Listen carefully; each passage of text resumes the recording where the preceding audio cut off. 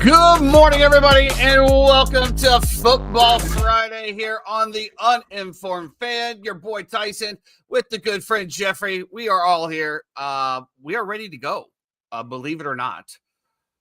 Yeah, as if I can figure out the controls here. There we go. How are we doing today, Jeffrey? No 3 times. So we're just out here, no producing it, floating. The 3 time is the no time. Yeah, it was as I was finishing up my day, which is still going, but as the time got closer, I was like, well, I wonder if we're doing a show today. And then Jeffrey comes in, and then still no 3 time. Yeah, but I guess in your defense, I guess I didn't send out the message this morning. Yeah, and listen, I was at a concert last night, so a little rough behind the facade, the gills of how I look right now, but we're keeping it together. We're good. We were actually home pretty early. Hairs never looked better, Jeffrey. All ladies had to work yesterday. It was me and 3 women going to see Shabuzi. Great time. Shout out Shabuzi. Great show. It was his last show of his entire tour. It was really good, and it was last time you'll ever see a guy like that at House of Blues. It's funny, like sometimes, like some of these entertainers that you see, Amanda was talking about, she saw Britney Spears at House of Blues. She saw Lady Gaga at House of Blues. I've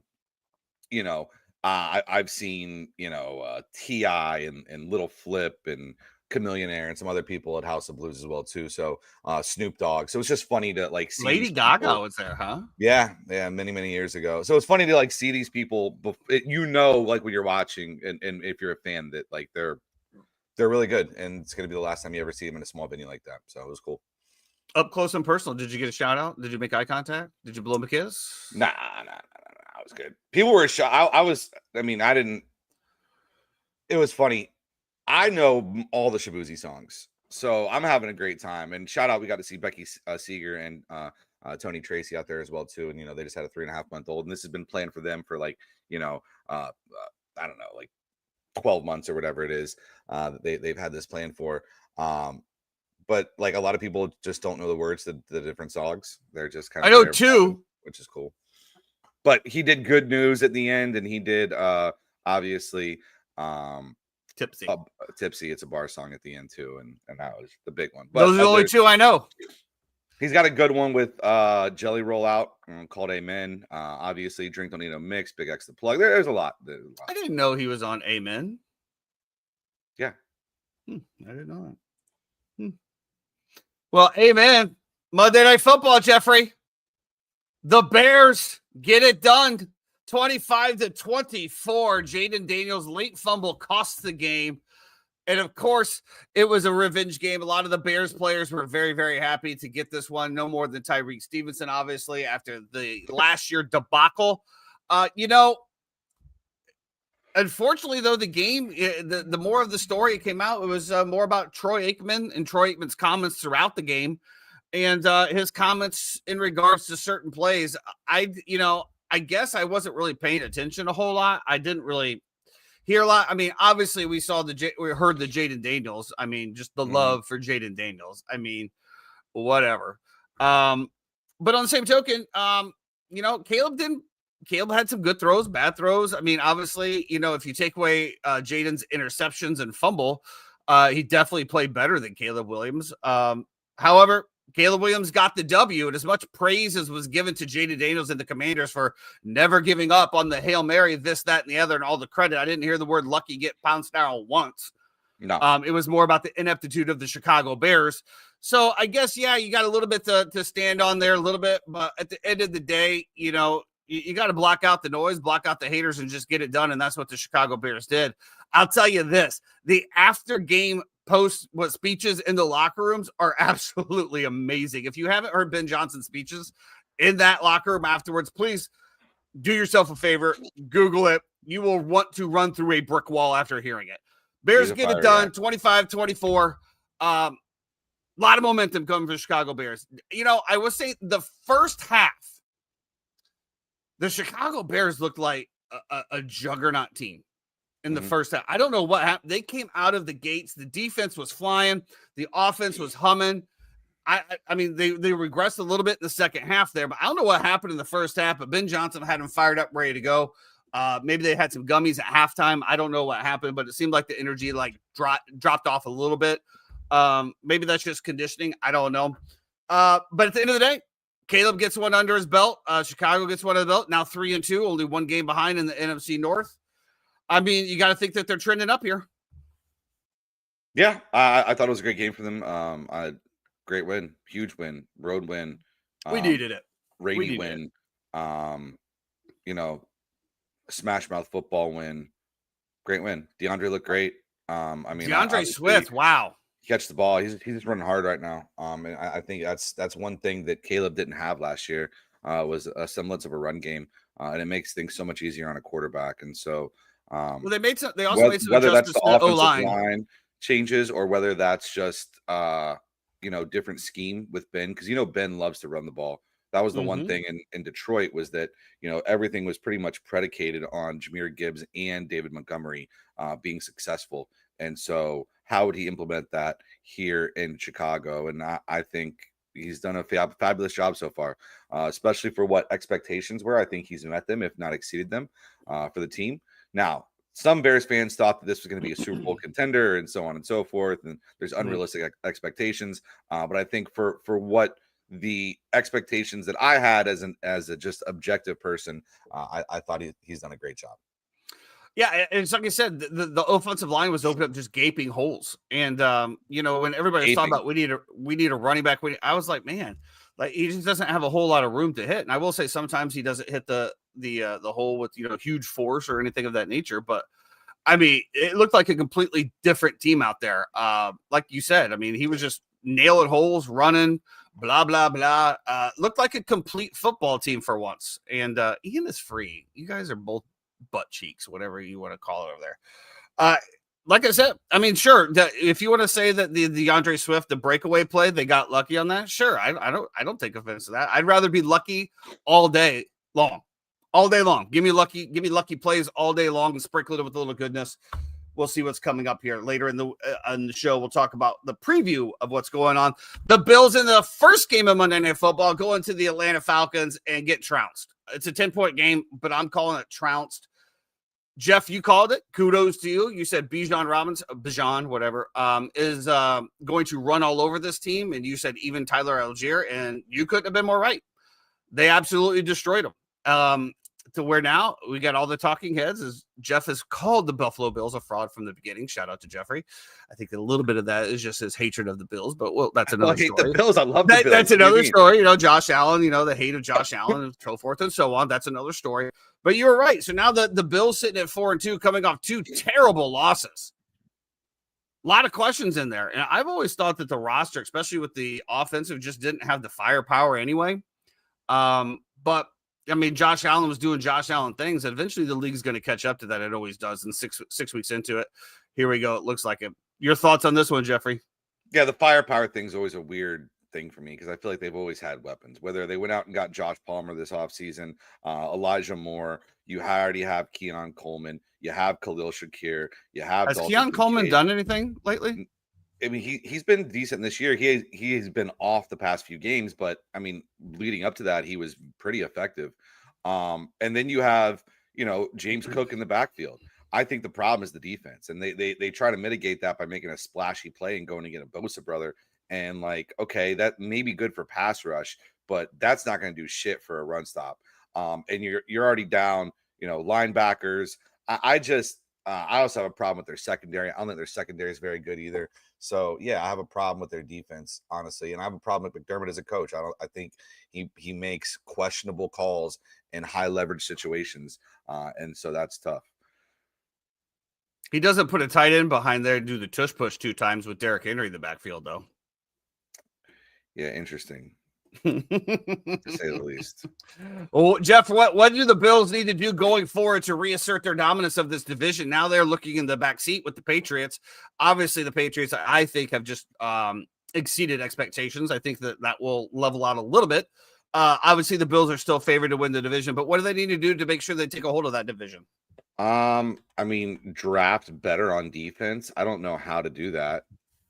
Well, especially in the middle of the season, it's going to be kind of tough to do that. I agree. Maybe some trade market, maybe get in a little trade.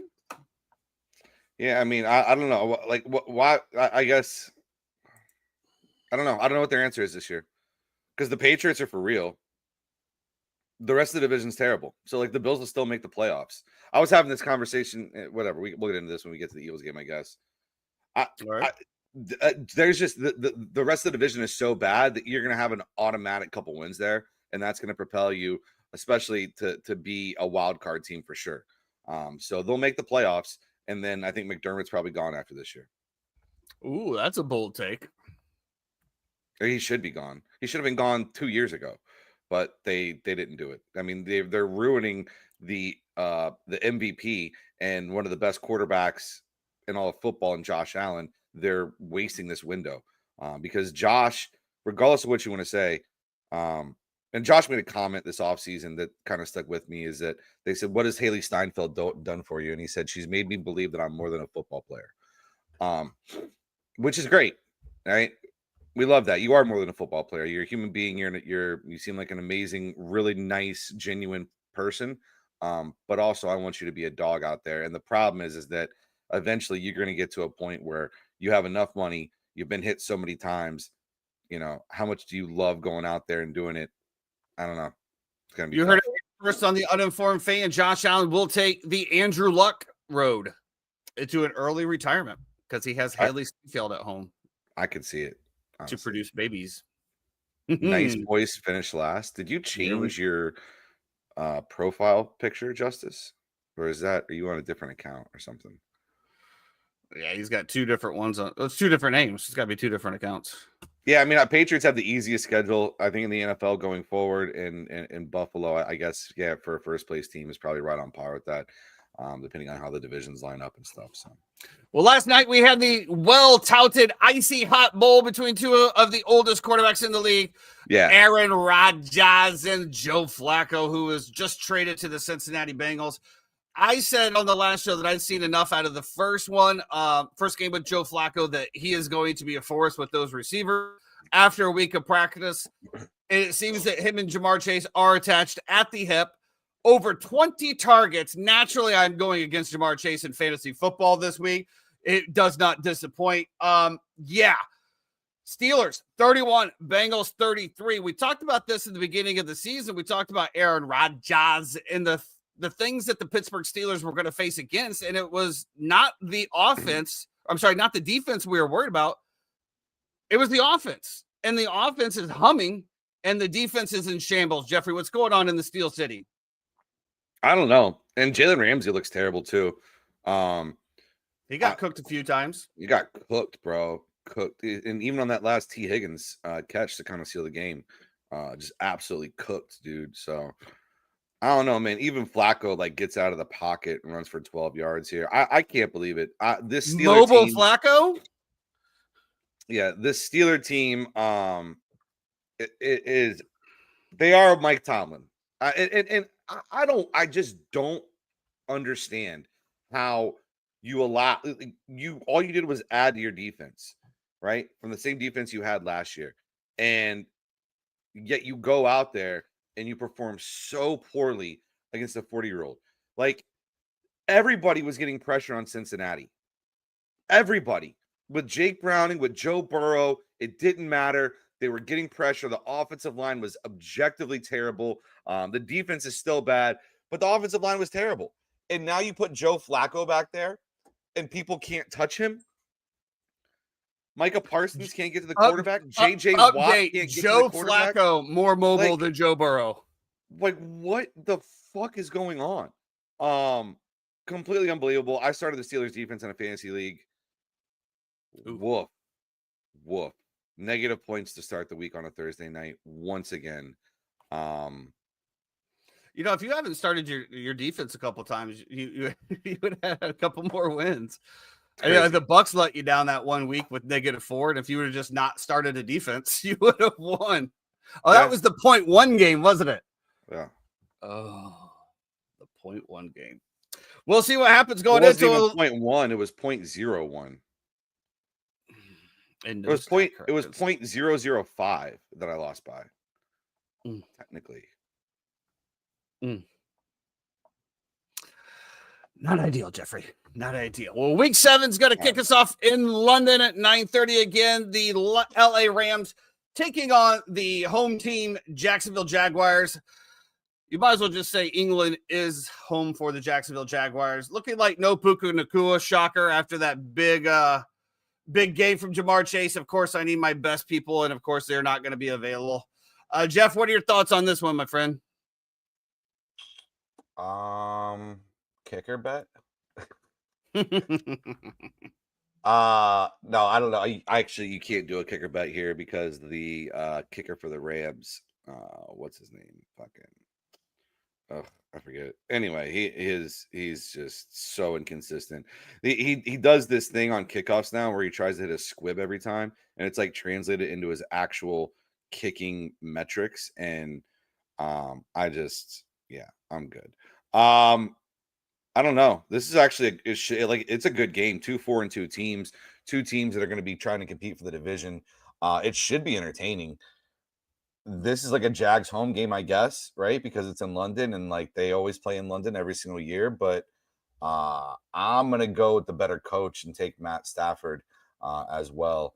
And these LA Rams. Give me a Jared Verse anytime sack as well on Trevor Lawrence. Braden Fisk, him and the two of them collapse in the pocket. But I'll go. Might be looking at, for those of you that do have Puka Nacua like me, we've seen the connection with Tutu Atwell over the past few games. Might be a good little stream spot for him there. Could see Higbee playing a role as well too. Tyler Higbee could get a few more touches here. This would be an interesting Newsome game, right? Who they just got from Cleveland and how he's going to integrate into that system and I guess play Devontae. So, yeah. And looking at the Devontae numbers, like the connection rate with Matt Stafford and Devontae Adams is way off. I mean, obviously he's still getting his catches, but I think I saw they're off target like 40 or 45% of the time or something of that nature, which is kind of scary when you figure if Puka is gone, which it looks like he's going to be. Obviously, it's going to need to be a Devontae Adams heavy game. But to me, that's also just, a quarterback and a wide receiver getting on the same page, right? I mean, they're still working on their synergy. Obviously, Puka's been there. So start with confidence, in my opinion. The New Orleans Saints headed back to Chicago. We just talked about the Chicago Bears. Can the Chicago Bears keep up this momentum? I obviously I'm very scary of this game. It's just the way Chicago sports go. That's just the way it is. Jeff, I know I'm going to get on my soapbox and talk about it. We always seem to get kind of let down after a big win, and I think that these Saints are hungry. I think that they want to. The Bears give up one of the most rushing yards per game from a defense, so Alvin Kamara should feast. Is Kamara going to play? Is it going to be more Keandre Miller now? I don't know what's happening over there. I mean, obviously the Saints were kind of, slowing down a little bit. And I'm assuming that was for a trade talk, but Kamara's also come out and said that he is not taking a trade. If he gets traded, he will be retired and sipping pina coladas. Don't know how I feel about that as an Alva Kamara governor.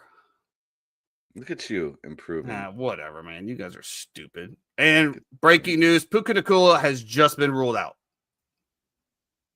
Well, yeah, I mean, I didn't expect him to play. I like the Bears. I just don't like the number. I think the number's terrible. And this thing's up to, 5.5 now? Seems like a lot.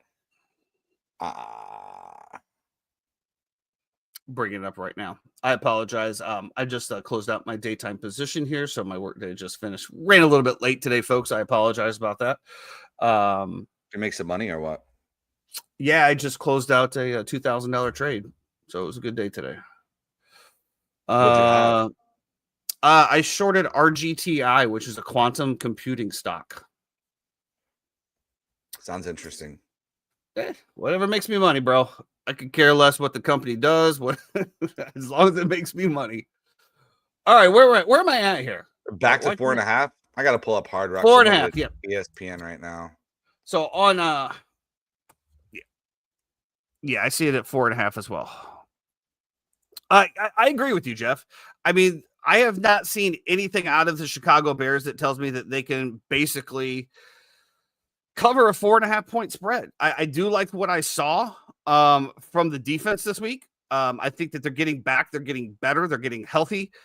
They did. I do believe we got our first round pick starting to sprinkle in a little bit last week. So yeah, I don't know how in any way, shape, or form you could trust the Chicago Bears to cover a 4.5 spread. That's my only take on it. Do I think that they will win? I sure hope they do, but to win by 5, Yeah, I mean, I do trust Ben Johnson. I just think it's a different culture at play here in Chicago. I kind of like the over 46.5. I'm not gonna lie. I think both teams can score here. Well, yeah, it just depends. I mean, I talked about the run defense of the Chicago Bears being one of the worst in the league, and then the last game here, they looked good again. Kendra Miller anytime touchdown. Yeah, whatever, man. Is there anything worse that when you're still excited about a football season and your fantasy team is in shambles? I feel like there's a lot of things are worse than that. It loses luster to me, man. It just loses luster to me. And you know what? Fantasy football also does, especially when you're playing your team. Like I have DeAndre Swift and Romo Dunze. Not because I did homer picks, just because they were available. I bet whoever picked DJ Moore 2 rounds ahead of me would like to have Romo Dunze. But when like Cole Kmet scores, like you're still happy for the Bears, but you're like, damn. Do not bet either on the road. Bryce Young or Spencer Rattler. I definitely wouldn't bet either one of them. But like I said, I just can't. You find value. You can find value on the Carolina Panthers are dead to me, Jeff. I've had value sprinkled all over them for 2 years. And what have they done to me? What have they done to me, Jeffrey? And then the next week they come back. Yeah, I think I'll take the over 46.5 here if I'm going to make a play on it. Patriots headed back. I don't mind the 4.5. I don't mind the 4.5, honestly. On the Bears. They should cover. They should cover. I mean, they should win by a touchdown. They should be up by 10, whatever. Again, as we've talked about numerous times, they could be up 10 and just let a touchdown go through because there's 45 seconds left and they don't care, right? I mean, that's the problem with multiple scored leads here. The Patriots, Mike Vrabel headed back to Tennessee after the Tennessee Titans just fired their coach. Very interesting here, Jeffrey. I feel like this is going to be one where Mike Vrabel just puts his foot on the gas and never stops. There is bad blood here. And I think that T Swift in the house. I think that, I think this is going to get very, very personal, very, very quick. I think I'm getting 7 points at home with the Titans. I know the Patriots are a good football team. It's a 1:00 game. I tend to lean the Titans here if I'm going to take a side. And I'm assuming you're saying the Titans with the points, not the Titans to win. No, Titans +7. I think this thing will get to 7.5 by kickoff, probably. Might get to 8. And then if it does, that'll be the time to pounce. But I think 7's a good number, honestly. Why do you think that, Jeffrey? The Tennessee Titans team that's in complete shambles. If I'm not mistaken, Calvin Ridley is either banged up or not playing or questionable. The one thing that I've seen from the Titans has been quit and not being ready to play football to start off. And I think by replacing the coach that you are, that is something that can be mitigated. And I think I want to see what they look like under new leadership, because I think they've looked terrible under his leadership for the past 2 years.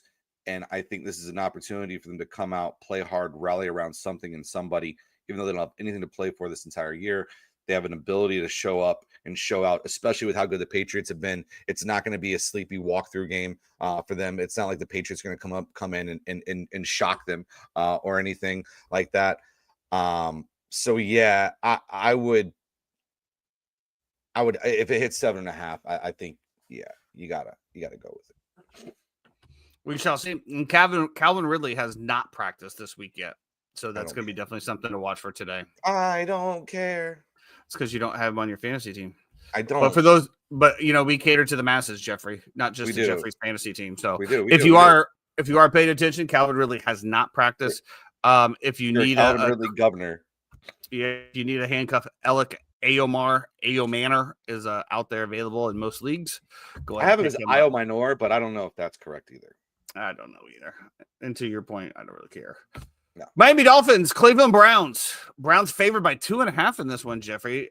Tua eating crow a little bit, walking back his comments after probably getting just in the locker room from his fellow players calling him out. To me, I think that if the Miami Dolphins go to Cleveland and lose, this is Mike McDaniel's last game. Again, it's written all over his face. He looks like a guy that has been cheating the system for years and just is waiting to get caught to have the relief. I think if you're your Miami organization, you just go ahead and give him the relief and say, get out. And I think you blow that team up in any way that you can. There's already rumors that you're not bringing back Tyreek. You're going to release him. Who is your best player over there? Who I really feel sorry for is Darren Waller, right? It was Darren Waller that just unretired and came back from them. Why do you feel sorry for Darren Waller? Well, I feel sorry for him because he's actually balling out right now, and he's on that team, and he came out of retirement for that team. And to me, if I'm them, I'm blowing the team up in every which way. I put the whole team on the market, just like a fantasy football team fire sale. Who do you want? Who do you got? Let me start getting some picks. And honestly, the general manager to me is probably on the hot seat as well, even though, you do have, I guess it's just, I don't know, man. I don't know. I don't know enough about the Miami Dolphins. To me, they're just dog shit. I've never respected them, even when, got Mike McDaniels out there in culottes. I don't know. It is what it is. Miami, whatever. This whole thing of Darren Waller has been balling out this year. The guy has 10 catches. Julian Hill, the other tight end, has 9. How many touchdowns does he have? 3, 4? 3? Yeah. Hey. On 9 catches. So but he also didn't play for the first couple games. I just don't think he's been balling out. People say, oh man, he's having such a great game. It's well, when you could be a number 1 red zone target, I think that's good. He didn't play the first 3 games, Jeffrey. He's played 3 games. He's played 3 games, and he has 4 touchdowns. Okay. Sure. Oh, I can't wait to Jeff, explain to me what balling out would be then. No, I mean, like, I don't think getting 11 targets over 4 games is like I remember when he scored he had 12. what, 2 or 3 touchdowns in one game, right? 2 touchdowns against the Jets, 1 against the Cardinals. Yeah. And everybody was like, you have to run to go pick up Darren Waller on the waiver wire. And I'm like, why? Why do you want a tight end that's averaging 3 targets a game? I just don't. I think it's just because of the red zone targets. And so you look out at of those Miami 3 targets, Dolphins. he has to catch one and score a touchdown, and then you're only getting 7 points out of him. And he has. Well, he had 16.2 points, 16.3 points, and the last one was his lowest with 2 receptions and 8.2. So I mean, yeah, I mean, you're not wrong. I mean, he had his biggest game was 5 for 78, which was game 2. But again, he's only 3 games in. I would think that the more red zone targets he gets, the more integrated he gets into the offense.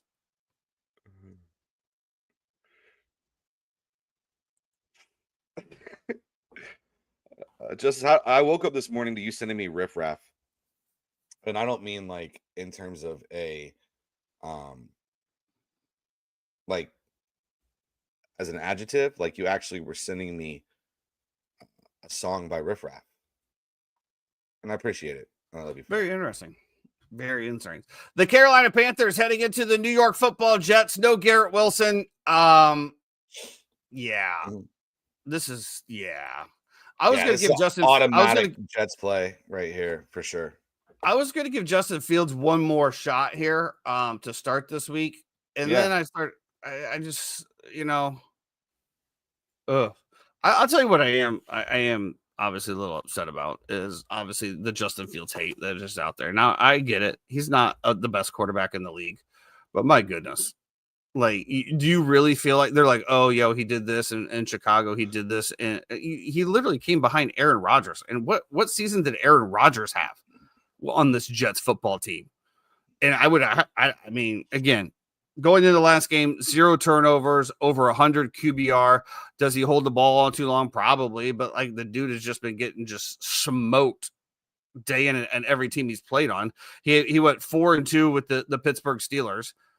All right, then they just benched him for Russell Wilson. Again, I get it, but to me, this is just offensive scheming and able to use your quarterback. I don't know. Again, like everybody's saying, this is probably an obviously Jets money line. Get right game after going 0-6. But yeah, it's just bad football, and I hate the Carolina Panthers. I've written them off, so I'll just watch the toilet bowl that this game. What did the Panthers ever do to you? Every time I've taken them, they've let me down. Every single time. Every single time. I might have made a dumb move, but I don't really. It is what it is. I definitely traded Rico Dowdle this week,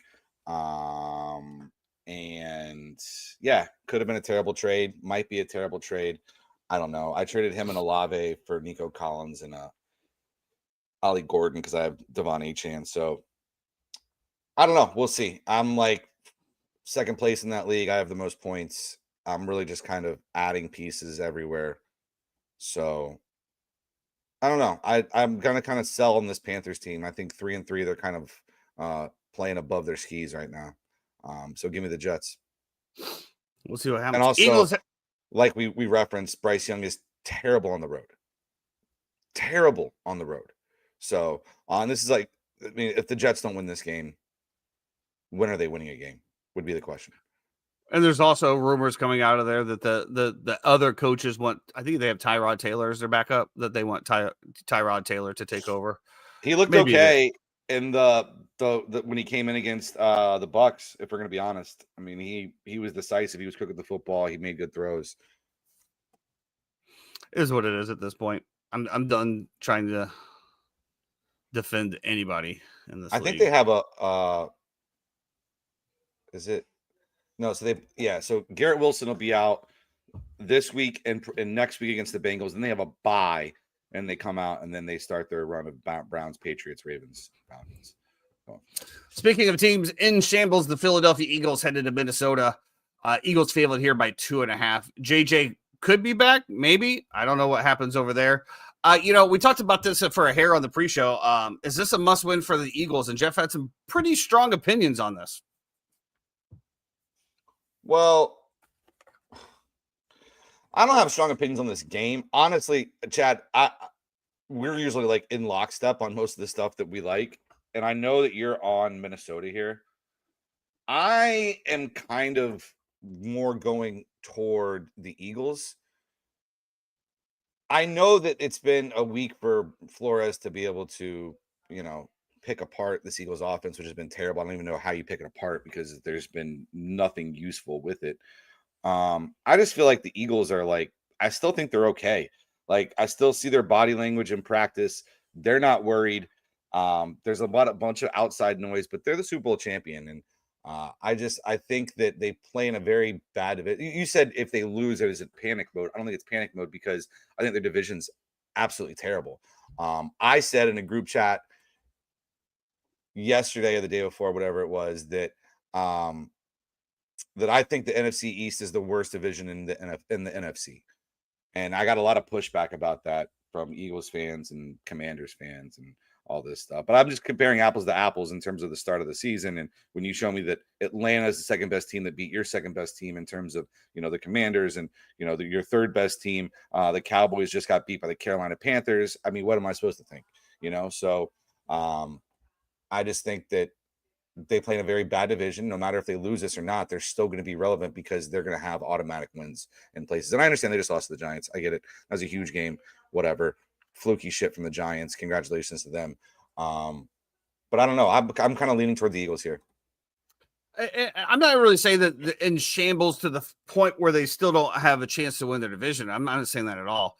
But, we've talked about the Philadelphia Eagles throughout the season about what is their identity on offense, the infighting that's happening, just the complete shambles that is the Philadelphia Eagles. And team synergy is the number one thing in the NFL, especially, you've seen it with Joe Burrow, Jamar Chase, and T. Higgins. Those three guys that have so much synergy that you never count them out.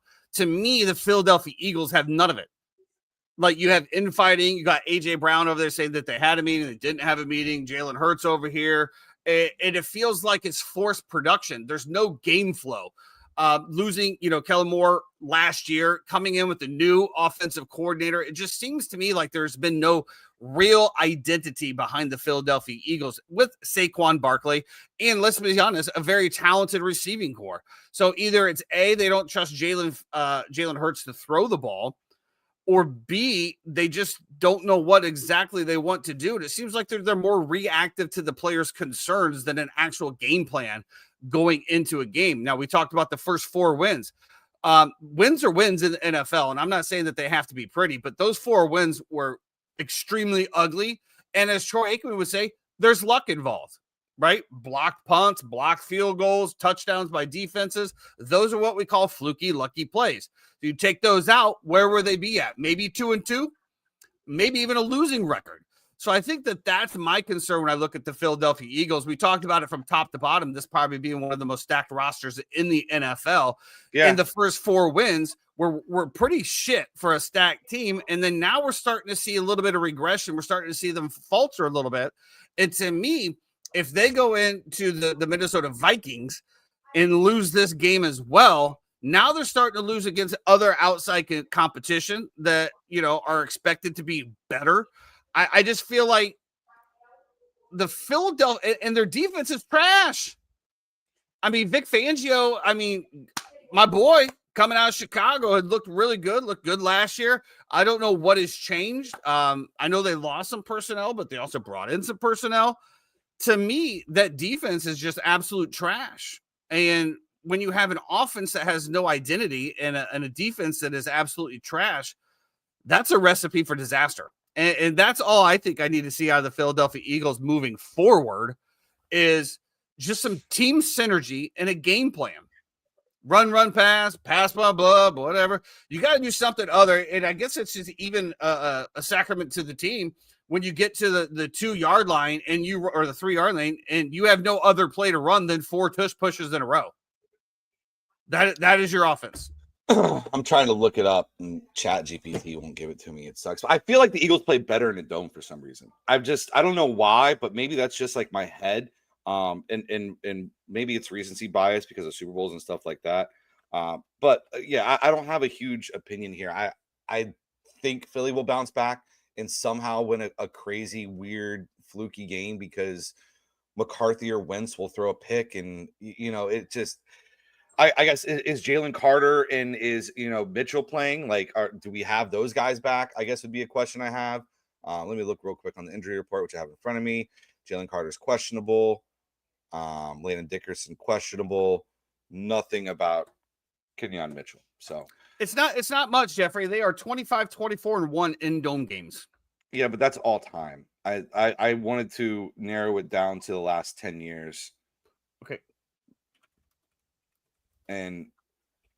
Or even the last 5 years, you could say, because I'm looking for this iteration of this football team. Like I understand what the stats will say for all-time records, but I care more about like since Sirianni has been the head coach and Jalen Hurts has been the quarterback and so on and so forth. Well, as we're talking about that, I got my boy over here thinking about it, my automated producer, and I'll get right back to you with that information. Yeah, it took me a minute to have it come up, and it came up saying that it was hard to pinpoint a certain time frame. So, yeah, it feels like Philly has beaten the Vikings a lot the past 5 or 6 years. I agree with you, Chad. I don't know why, but it feels like Philly has always had the upper hand here. Well, they've always had the better team. I don't know. I mean, let's just say. Yeah, I mean, I don't know. No, I'm sure it'll be a great game. I'm sure it'll definitely be a game that I'll be watching and have on the TV. All right, sounds good. Jeff, Raiders, yeah. Chiefs. Yep. Rasheed Rice back. Rice back. Kansas City humming. Yeah. Vegas in shambles. The line is ridiculous. You're a division opponent at 10.5 points. It's absolutely absurd. Give me. I understand. It opened. I'm sorry. It opened at 10.5. It's at 12.5 now. It's going to get to 14 by the game time. You know it is. That's crazy to me for a divisional opponent. Which honestly, and again, looking at the what is this? I think it's so funny too. Like I listen to a lot of things, and a lot of these guys. Every person that I've talked to, in the Chiefs camp has said how amazing Rasheed Rice is going to be when he comes back, and it's like, okay, like Rasheed Rice just missed all year last year because he blew out his knee, then got suspended for the first 6 games because he nearly killed somebody and fled the scene. The person and I understand, like we can separate this, right, from like you're a good guy and you're a football player. Obviously, like Tyreek Hill is on everybody's fantasy team, and so is Antonio Brown. But like the fact that they think Rice, that it's just might as well just start ripping them off. Like Rasheed Rice is going to get like Jamar Chase targets like he did like last night is just wild to me.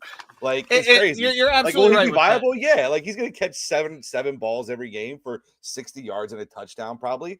Is he going to be like unbelievable world beater? No. Like let him get back antiquated to the offense. It's unbelievable to me. Let me ask you this question: outside of Tyreek Hill, like that 1 year, has there ever been a Chiefs wide receiver that has just been like, holy moly, like that Puka Nacua, or a top 5 total receiver? No, nothing comes to mind because the Kansas City Chiefs have so many weapons, and Patrick Mahomes, they spread the ball around, right? Yeah. So to your point, they don't need Rasheed Rice to be the hero. They don't need him to have all of those catches. And to your point again, he's going to be eased back into the system because, again, as a 2-touchdown favorite, you don't need him this week. This is an absolute perfect game for Rasheed Rice to come back and to be slowly introduced back into this offense. An offense that is starting to fire on all cylinders without him. Man, we talked about the kingdom has fallen earlier in the season. Well, let me tell you what. They have rallied the troops. They have picked up the dead. They have reinserted them back into other bodies, and the kingdom is back. And again, from what I'm seeing from the AFC West, the Chargers starting to falter a little bit with injuries, things of this nature. The AFC is going to go through Kansas City again, and you cannot change my mind on it. I will not bet against that team until you give me a reason not to. This is an absolute perfect time for him to come back, and a perfect time if you have him in fantasy to leave him on your bench, in my opinion. Yeah, definitely. Look, listen, give me Las Vegas plus 12, plus 14, whatever this gets to on game day. And I don't mind waiting if you want as well. So you can always buy out of your position as well if you want it. But I don't know. This number seems crazy to me. OddsShark has it as 16-32. Kansas City covers. They have it at 12.5 point spread. So keep putting that information out there, OddsShark. Keep putting it out there. I will definitely be on Las Vegas here. I'll probably just buy it to 14 if it's not there already and call it a day, and won't think twice about it. So, could we get monster teasers on Hard Rock, please? You can do whatever you want on Hard Rock. They don't have monster teasers. Well, you can buy whatever number you want. Yeah, but I mean it takes away a monster teaser is like plus 130 or something like that. I thought it was plus 115 or something, but you're probably right. I know that you can go in and you can just hit whatever you want. Like you come down and hit spread. Right now I'm on, what am I on? Eagles Vikings, right? You can just hit spread and it'll give you whatever you want pretty much. Like what do you want to, you could take anything, plus 9.5 on Vikings. Well, yeah, that's what I'm saying. But a monster teaser gives me 13 points. You want 13 points. Yeah. So I want. Got to go offshore, bud. Got to go offshore. I want Las Vegas plus 28. Got to go offshore, bro. Offshore. I'm just saying, give us some options over here, Florida. Giants Broncos. A fun every way. You know, I love monster teasers, dude. Love monster teaser. Cost $6. It's 500 for like 650 or is it minus 110? I don't know. I can't believe it. Giants Broncos. Another sneaky line here. I like Jeffrey. Broncos minus 7.5. Again, if I had a monster teaser, give me the Giants plus 20.5 here. Yeah, I'm telling you, dude, it's there. Giants are obviously riding high with the what do you call that duo, Jeffrey? The duo of Dart and Whites. The exciting Whites taking over the New York City. Broncos have been shaky, up and down, kind of like the stock market, up and down, up and down, up and down. What do you think here, Jeffrey? Do the Giants at least have a chance to cover here? I don't think so, but that doesn't mean they can't. I just think that Denver, that's some really good insight there, Jeffrey. I think Denver's going to put it fucking on them, dude. I think the way that Denver's team is set up is they're going to be able to mitigate pass rush, in my opinion, by Bo Nix using his legs, also by being decisive with the football and dump downs. I think that they'll be able to mitigate pressure that way. And also, I just think that their defense, they blitz at one of the highest rates in the NFL. If they could be able to stunt and run these different exotic things that they do, it's going to be real problem for Scatterboo to pick up blitzes and for Jackson Dart to figure out what's going on out there. So I just think it's going to be overwhelming for them. But, this is also a team, Jeffrey, that's coming off of 12 points by the New York Football Jets. Mm-hmm. They put up 12 points. Mm-hmm. That's not ideal. No, definitely not ideal. But they're back at home. They are back at home. And altitude does play a factor. I'll give you that as well. We'll see what happens. At the end of the day, it's gonna be a decent game, Jeff. I think so. Colts Chargers. This is the big one. Yeah, Chargers favored by 1.5 here. Joe Alt, I do believe, is back practicing. Yeah, it looks like they're going to have him back here for this game. Not sure of Quentin Johnson, if anybody has that one, to see what his injury is, if he's going to be playing, which is wild that I'm here talking in 2025 that Quentin Johnson is going to have an impact on whether or not the Chargers win a game. But here we are. Danny Dimes still looking good. I saw a number of him. He's had over 200 yards passing and a touchdown in every single game so far this season. Shout out to Danny Dimes sitting on my bench. Love you, bro. Keep it up. Keep up the good work.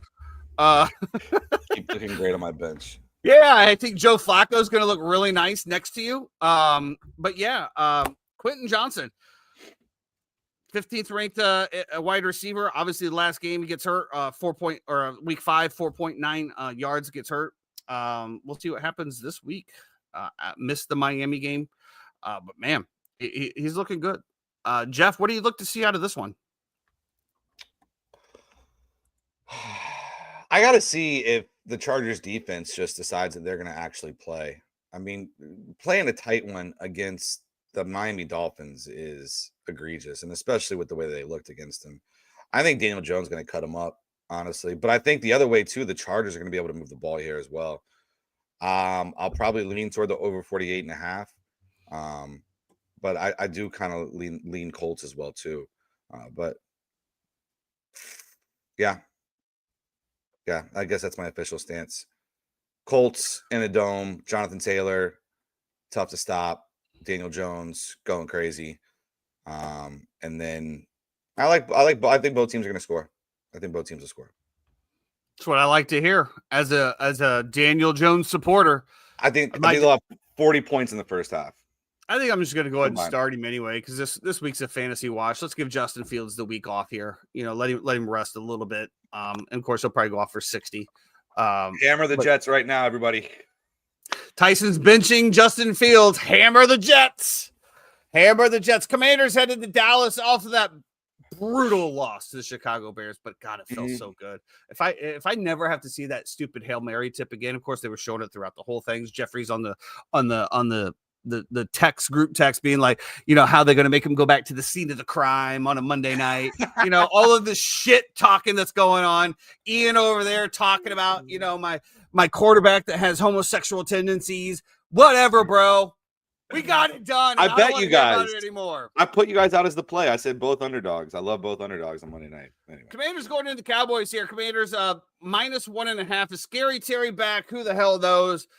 CeeDee Lamb is back though, and that is going to be a problem. To me again. Oh, yeah.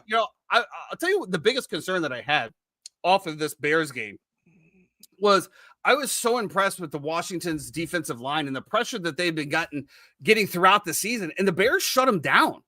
I mean, relatively no pressure on Caleb, and if it did, he saw it right away. I think this is going to be a shootout. What is the total here, Jeffrey? A lot. It's like 54.5, right? Yeah, that is a lot of points. It's a lot, bro. I saw a little tidbit out there. Maybe Chad, with your extensive betting knowledge, can over totals in the first half that are 24.5 hit like 60 to 70% unders in the first half. Because obviously each team has to score 2 touchdowns. That's a lot. Yeah. Very interesting here because I'm pretty sure that this one, and you know what? Last week I actually wrote them down. Half total here. Well, it's got to be over 24.5. It's got to be. I wrote there was 3 or 4 games last week, and I meant to and I got busy. 26.5 in the first. That's a lot. That's a lot. I don't know if that accounts for a defense like Dallas, but it is what it is. Jeffrey, what are you thinking about this one? Can the Commanders go in there and just continue to put the Cowboys down? I mean, so that's technically, yes. From Chad. I really like the Cowboys here, but like Jaden coming off of a loss and the way that he's just able to mitigate pressure by just a few quick steps somewhere and then just hitting that picking up 7 or 8 yards. Bro, in the playoffs when we were playing them, I was losing my shit, bro. It's death. I'm screaming at the TV. It's Get him! Death by 1,000 cuts, and it's so tough as for an opposing defense. It's why guys like Lamar and I mean Josh to an extent. Josh tries his best to be able to move the ball down the field before taking off and running. But Jaden will just 1-2, and then all of a sudden he's outside the pocket for 7 or 8 yards and out of bounds. He's so good at it. Give me the Cowboys here, though. I think Washington's reeling a little bit.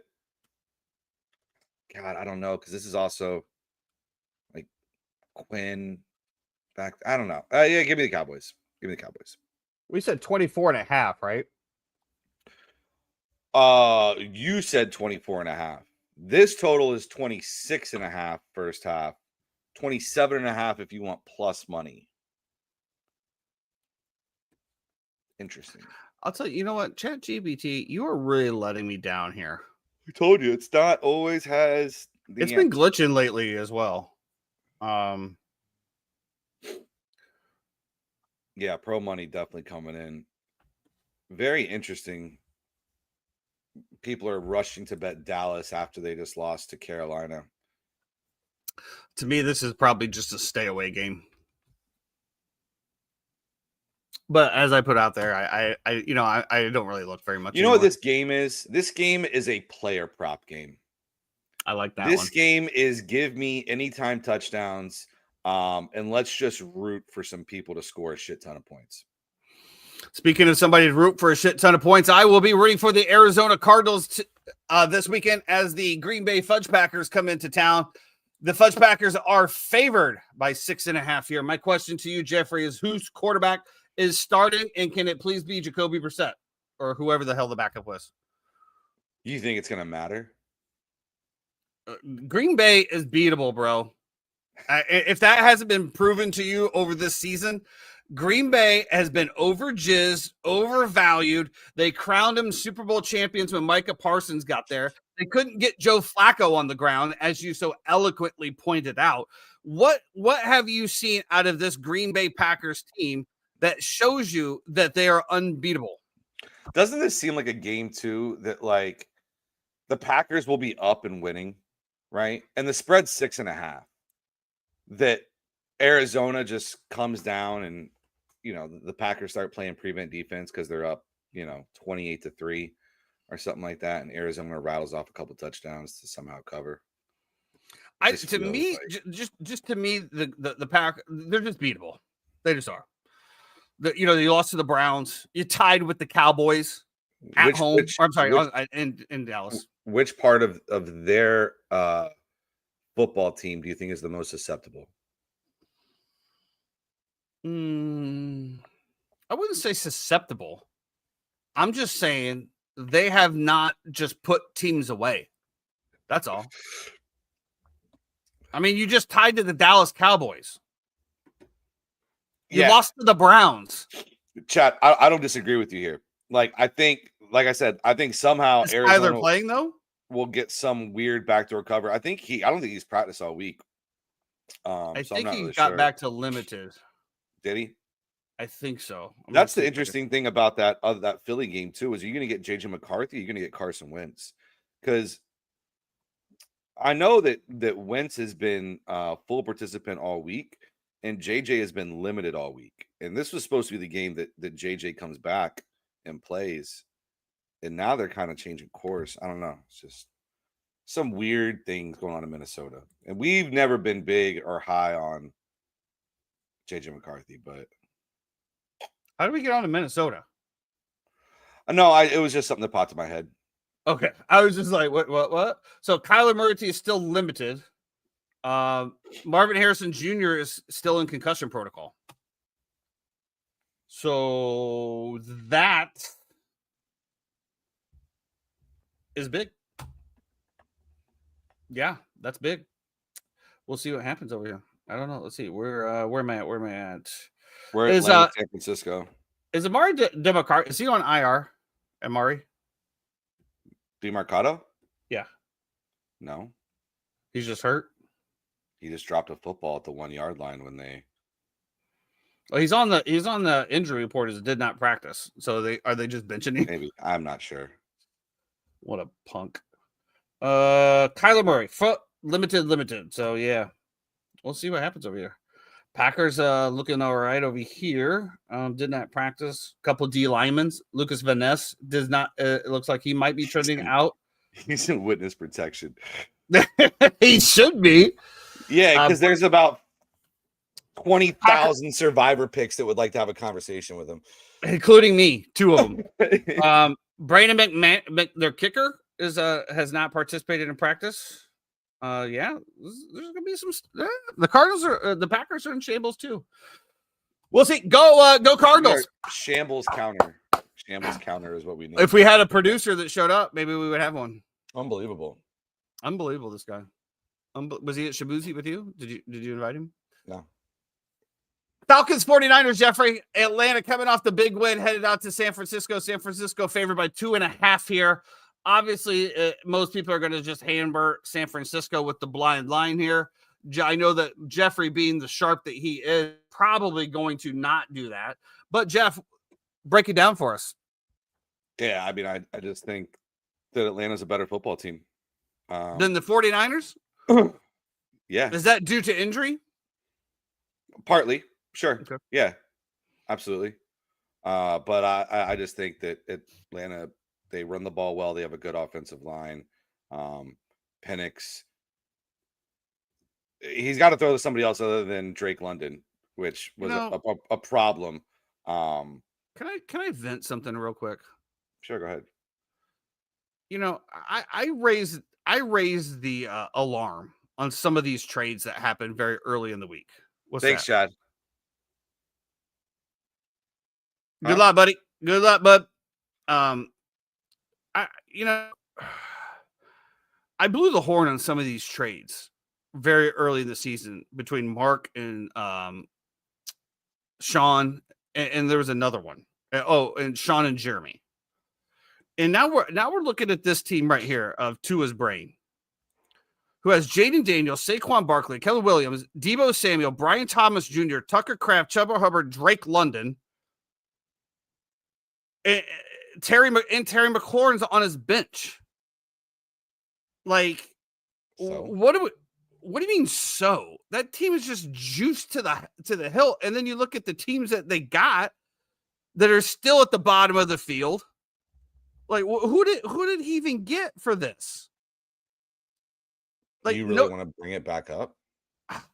I'm just, I don't know, bro. I'm in fantasy shambles here. I'm a fan. To your point, I do believe that the Atlanta offense is clicking, but let's just be honest, San Francisco is a better coach team from top to bottom. Robert Saleh on defense, I'm pretty sure he's going to have a good plan to stop Bijan Robinson in that run game. I've always loved that two-headed attack. I do believe last year I had Bijan and Tyler Algier and started them both in multiple games. I 100% agree with you on that. Love to see the Kyle Pitts get involved on a contract year. Hopefully he stays and gets a little bit of, obviously he's not going to be one of the type tight ends. So maybe he'll just be happy to stay in the league in there. But again, we're going East Coast to West Coast. I think San Francisco to opposite Jeffrey is still a better team. George Kittle coming back this week. Is Ricky Pearsall coming back this week as well? That is going to be. Do not have that info. Let me just do that real quick. And while I'm looking at that, let me get the injuries report for both him and Juwan Jennings. And while I'm doing that, why don't you give me the reasons why you think that the Atlanta Falcons are going to be able to get this done? Yeah, I just think there's a lot of uncertainty right now. I could be wrong, but I listen.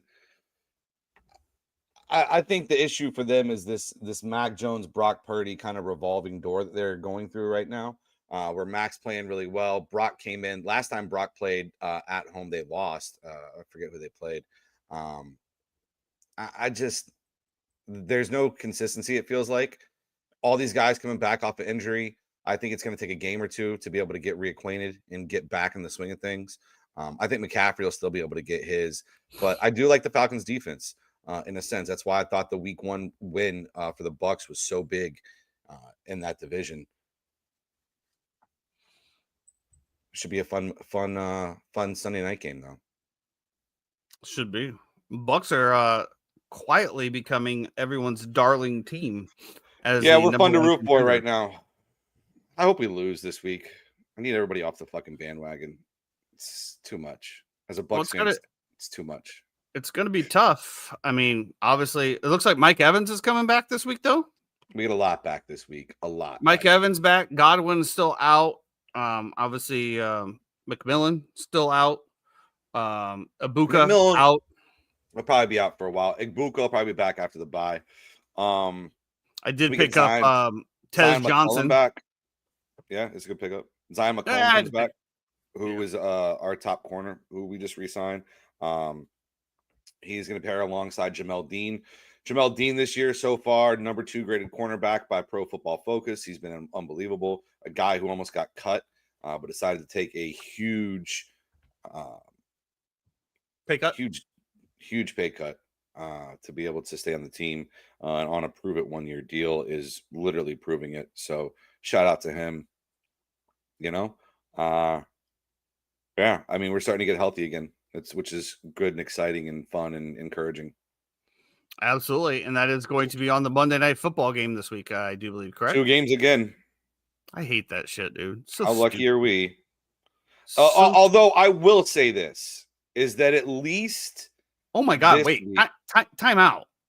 At least the second game doesn't start till 10 o'clock? 10 o'clock, yeah. Bro, what are we doing here, man? Like...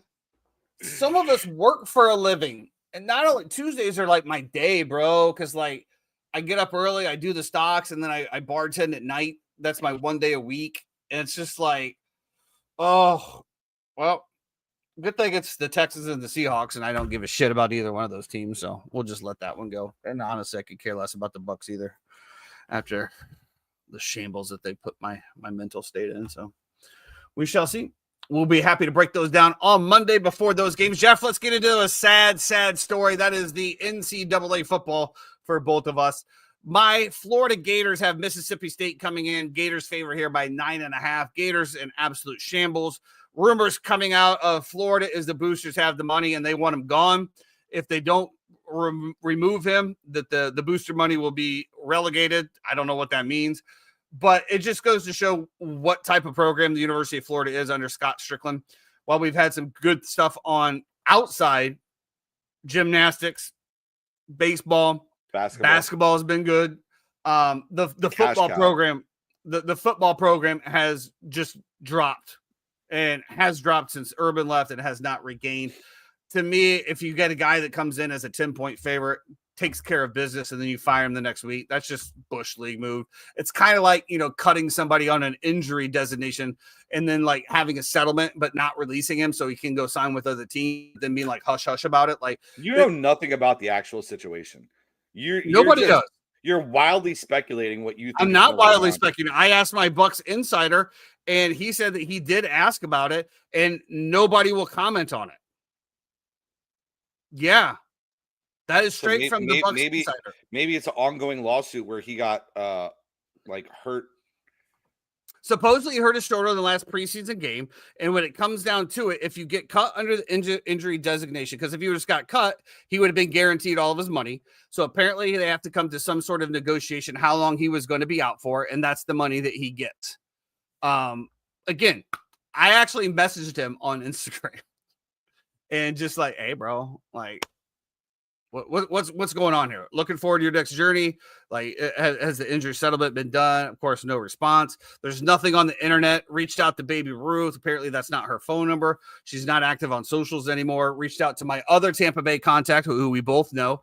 And, obviously there were some comments on the group chat.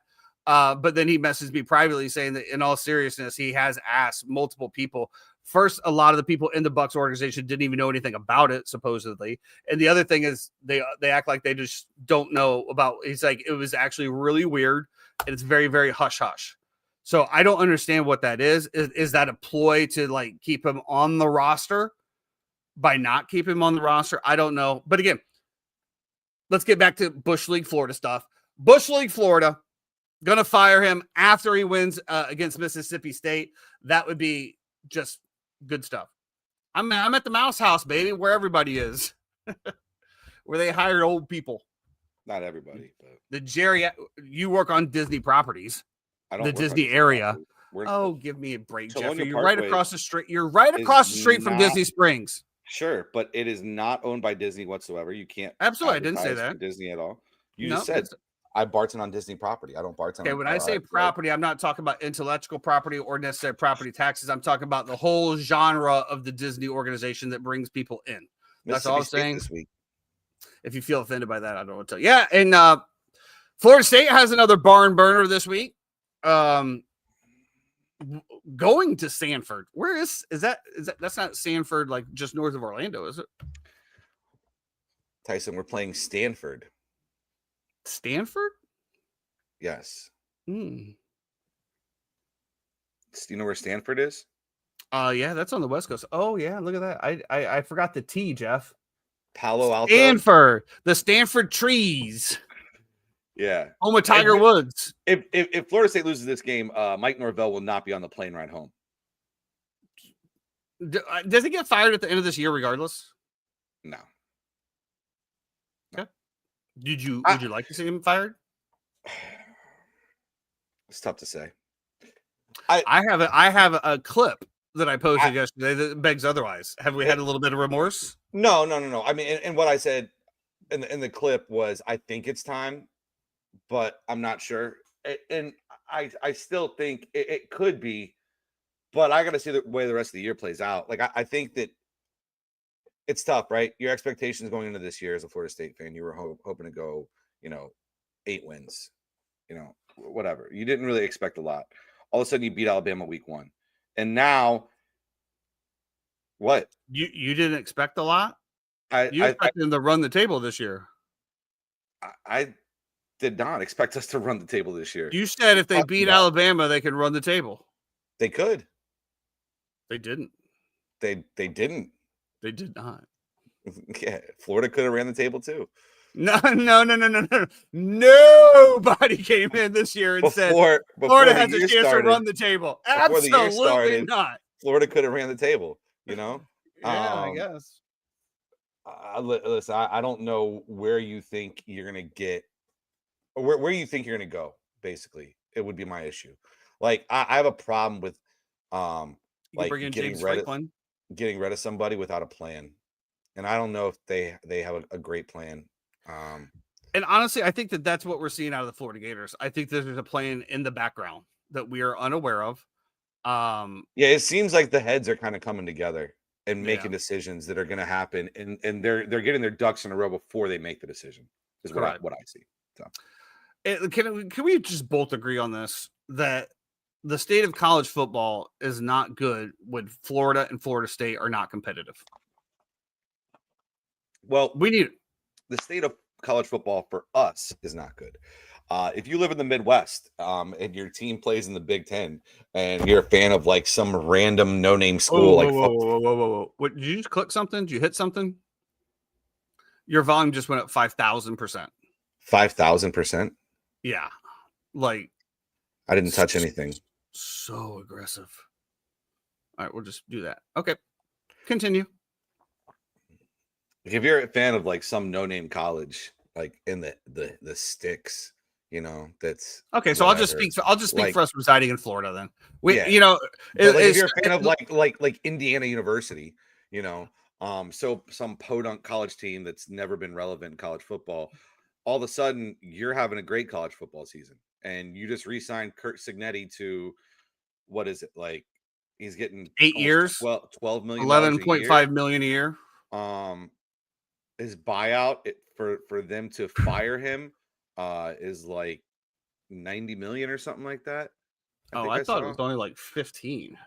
No, or if that's if he wants to leave. That's if he wants to leave. You only got to spend 50. You only got to pay them 15 million to get him out of the contract. But this is kind of where we are in like 8 years, 93 million. Yeah, and like highest paid football coach. Knowing that there's going to be some big openings, I think it's a great move by Indiana. I don't know how. Oh, for sure. I mean, you basically got handcuffed right there. As soon as Penn State fired that coach, handcuffed. Yeah. You were like, oh, okay. Penn State just fired James Franklin. Billy Napier's about to be on his way out. Arkansas is open. Maybe LSU. Maybe, yeah. And like, so maybe Notre Dame. You were proactive, and props to you for being proactive. Really, really well done. It's something that Florida State did. It hasn't worked out well, but I mean, they did it when Alabama came knocking for Mike Norvell. They just gave him whatever he wanted, all the money they could, staff control, new football facilities, so on and so forth, which I think they're transitioning into their new football facilities after this week or something like that. New coach is going to love that.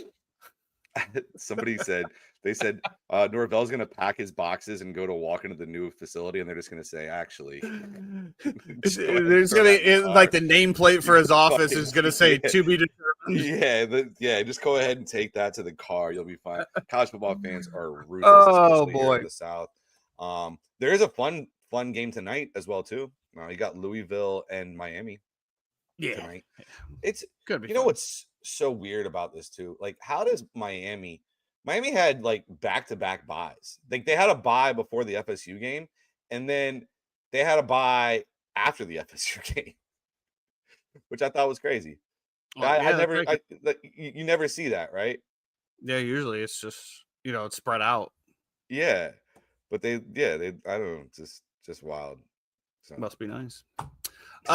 Some teams that are doing good, Jeffrey. The LSU Tigers headed into the booming, vaunted Vanderbilt Commodores. Yeah. And I cannot tell you how happy I am to see Vandy football back. I really can. I love a good underdog story. And, I think when money start getting involved, the Vanderbilt University, who's obviously one of the most prestigious and oldest universities, there's no shortage of money there, Jeffrey. And to see them come back, I think it's great. Go Vandy, beat LSU. Oh, I couldn't be more happy for that program. I hope they pull it off. Yeah, it should be a good game at noon. Vanderbilt -2.5. I guess they opened at -2.5. It's been bet down to 1.5. Should be a really fun game. Should be a great game. Also, this Georgia Tech Duke game, right? Should be fun as well too. Duke favored to win at home against Georgia Tech. That'll be a good one as well. What else do we have here? I think this Ole Miss headed down to Georgia, number 5 versus number 9. Georgia favored by 7.5 here. I know I mentioned this in the pre-show too. Let me get to that 1 second. This Indiana Michigan State game, I think is really. I understand how good Indiana's been, but there just seems like a sleepy spot. It seems like a spot where like you think you're going to win. Your coach just got re-signed. Everybody in the entire world loves you. Your schedule the rest of the year is not too hard. You have UCLA, Maryland, Penn State, Wisconsin, and Purdue. So you're looking at pretty much being a lock for the college football playoff and also for the Big Ten championship game. It just seems like a sleepy spot against Michigan State. Ole Miss, Georgia.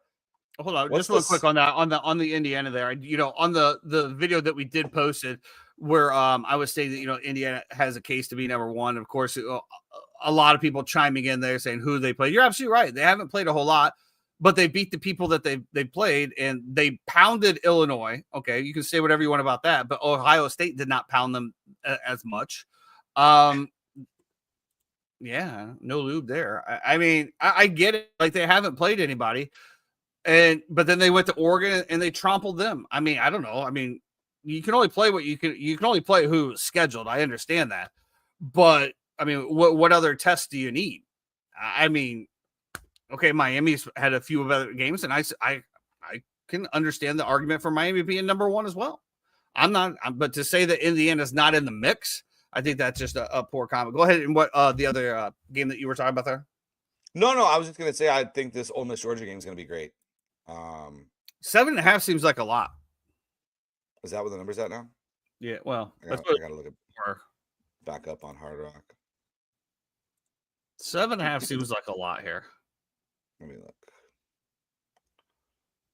Oh, now this broken road. 7 over here. How far does it go? Why can I not find this? Oh, now it's 7.5 when I click on it. That's kind of weird. That's kind of weird, Jeffrey. 7.5. 56.5 total. I kind of like as well too. I think one of my favorite plays this week is going to be in a night game though, which is going to be the where's it at? USC Notre Dame. Notre Dame favored by 9.5 here. I like the over. This is one that also a lot of people were pointing out when it came to these college football rankings how Notre Dame with 2 losses is ranked 13th. Mm-hmm. They lost to Texas A&M and Miami. Mm-hmm. And then who else they were talking about? I told you they were going to make the playoff. Yeah, it just seems like there's some serious manipulation going on here. After they lost, you were like, Notre Dame's done. I'm like, they're going to make the playoff. They're going to be an at-large bid. It's just there's no way they should. And I think they were referring to Illinois. Yeah. Illinois unranked lost to Indiana and Ohio State. Ohio State number 1 in the nation. Indiana's number 3. Those are the only 2 losses from the Fighting Illini, not even ranked in the top 25. And then you go back to who was I can't remember who else was in here. There was the post that I saw, there was like 3 or 4 teams just like that. And it's like, well, wait a minute. Illinois has lost against Ohio State and Indiana, and they're not ranked. Notre Dame has lost against, who did I say it was again? Has lost against Miami and Texas A&M. Both and they're ranked games. And they're ranked 13th in the nation. It'd be 27-24, 41-40. Just saying. So there's that big of a there's 10 spots difference there between those two. Miami and Texas A&M, and then Ohio State and Indiana. They're both right there. One's 1-3, the other one's 2-4. Both teams have 2 losses. One's ranked 13th in the nation. The other one is not even ranked at all. I think there's also an eye test thing of like they look the part. Oh, so now we're getting into the human elements. The human element that kept Jeffrey's Florida State Seminoles. Tell me about it. Tell me all about it. I will tell you all about it. Anything to wrap us up here on the NCAA football, Jeffrey? Any other ones that you're looking for? No, I mean, I think it's for a Florida State fan to stay up till 10:30 to watch a shitty college football program sucks. I'm gonna be watching the end of the game on my back patio at 2 a.m. Which game is that? USC Notre Dame? Florida State and Stanford. Oh. What time does it start? And can Florida State get their first ACC win in over 400 days? What time? It starts at 10:30. Thank you, Jeff. I was over here struggling so much. Breaking news here on the Uninformed Fan again. Terry McLaurin out for Sunday's Cowboys game as well. Still. Yikes. That's going to do it for us today on the Uninformed Fan. Appreciate all of the love going on over here. Big weekend coming up this weekend for NFL. What's going on in baseball? Did you see anything about baseball? I did. The Toronto Blue Jays, backed by Vlad Guerrero and Max Scherzer, evened up the series 2-2. Milwaukee Brewers, after flying the L flag, have yet to win a game. Go to hell, Milwaukee. You are going to get swept. Congratulations. You played 4 more games than us, and you lost all 4 games. You are a pathetic organization.